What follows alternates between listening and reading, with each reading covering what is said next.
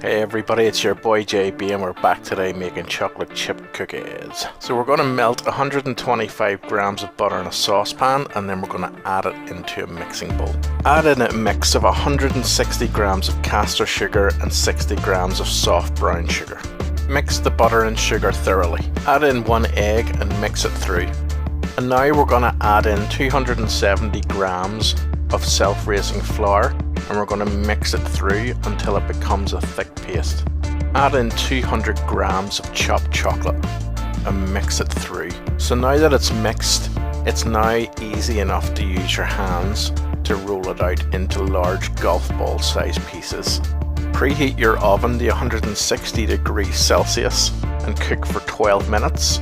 Then take them out of the oven and allow them to cool on a wire rack. As always, if you like what you see here, give the video a thumbs up and subscribe to my channels. If you like your recipes in written format, you can get this recipe and many more at fatladfood.co.uk.